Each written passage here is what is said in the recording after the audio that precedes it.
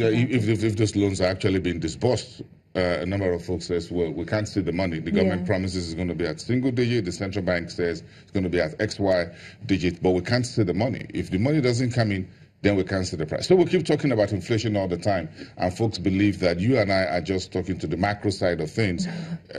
Well, it is part of the macro side, but initially, like, it's an important aspect everyone should actually focus on, in the sense that if we don't, the MPC controls whether to change interest rates based on, you know, the outcome of the economy, whether we're producing enough, and, you know, the kind of how consumers within the economy, you know, fend for themselves. So it's an important aspect everyone should actually pay attention to. And it also plays into the expectational aspect of individuals. If I'm expecting that, okay, there'll be a rate cut, then it would make me adjust, you know, my spending patterns and all that. I'll be free to, you know, invest in more opportunities and all that. So it plays, Nigerians we haven't moved forward in that aspect of rational expectations. So we can predict what the CBN is going to do, and then make our decisions based on the expectations that they're going to have.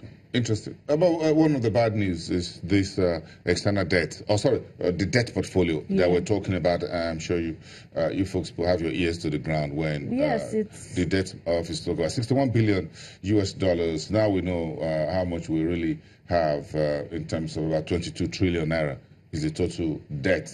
How we got to that is a story for another day. But you folks put it on that TV screen and said it's a ticking time bomb. It is, because debt is a crucial thing that either makes or breaks a country. You know, we've borrowed so much that we need to actually check if we're able to cover up this debt as time goes on. It wouldn't affect us at the moment. You know, we're borrowing, money is coming in, we're happy, our reserves are going up as a result. But in the future, when it's time to pay back, then what happens? The future generations will have to take up the burden of this debt. And nobody is actually watching the fact that the debt to GDP ratio is very high. Debt to GDP ratio, the target should be about 3%. Ours is about 17 to 18%. Yes, about 18.2%. Exactly. But the threshold, according to the debt office, is that we have a headroom to about 52% or thereabout. So we should just go ahead and borrow more. It's still very high. And the only reason why we're borrowing is because we had not actually laid our foundation within the economy. So we have to borrow to, you know, sustain us in the short term. But, you know, fine, we've borrowed, but the payback aspect of it is crucial. Right now, we're borrowing for consumption. We're borrowing to pay off, you know, other debts. We're borrowing to pay off domestic debt, because I think I heard her say, you know, something about increasing our level of external debt, you know, because ours was way below 30%. So we're borrowing for consumption, which is detrimental to the economy, because you have to, for economy to grow, you have to borrow for investment. And so that's the crucial aspect of it. If we're borrowing for investment, we know that at some point in the nearest future, we get, you know, the benefits of the investment back, and we're able to pay back our debt. But right now, even debt to export ratio is actually very high, 57%. You know, can our export proceeds cover up this debt? Help us pay back what we exactly. borrow. And if you take oil out of it. Exactly, and the higher this debt to export ratio is, the worse it is for the country. I think the sustainable level should be about from 0 to 20% when it comes to debt to export ratio. But right now, ours is about 57%, which is very high. So which means our export level here, but the debt over here. Exactly. And that's just because our exports mainly, a significant amount of our exports is mainly focused on oil.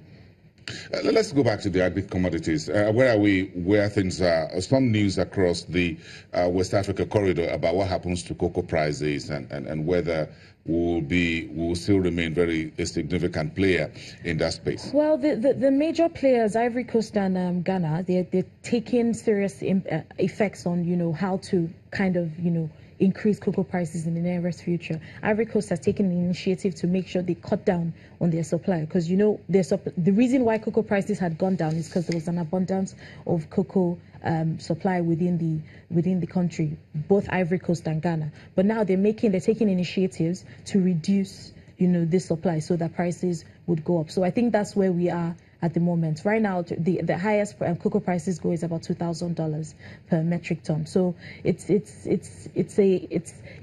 an area where, you know, countries are actually doing things to support farmers within the country and also to help prices so they can reap the benefits from it. Very interesting if you see how other countries are handling this issue of cocoa, for example. And this is straight from Bloomberg. And so that the headline story this morning was that the Ghana Cocoa Board former chief CEO has been charged to court for causing losses to the government while he was the head of they said he was charged for causing financial losses to the country. So if you are the head, it was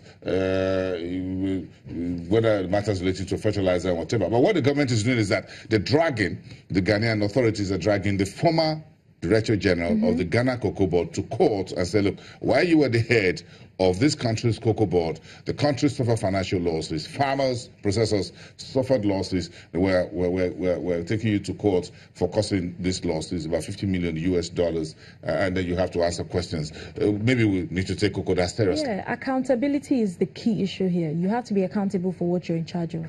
If the next person comes in and sees that, okay, this was what was done to the previous head, then they would obviously make sure that they don't, you know, get to a point where they're actually making huge losses. And it's crucial for Ghana because it's one of their major, you know, sources of revenue. So they don't. Maybe we'll take it like that. Maybe we need to take someone to court as well here. And say, well, while you were sitting here, we had too much imported smuggled turkey. There's too much smuggled rice. And then you need to explain to us. Law and order is Nigeria's. And accountability is how you put it. And I think I just love this story. If you could be brought back to account for what happened or what didn't happen while you were the head. You're able to, you know, you're able to cover up those mistakes. Like, if, okay, this person made the mistake with, you know, losses initially, they find out what it is and make sure the next person doesn't do that. So I think very interesting. Very interesting story. We'll follow that up. Thank you. Thank you. Thank you for coming from Financial Derivatives Company.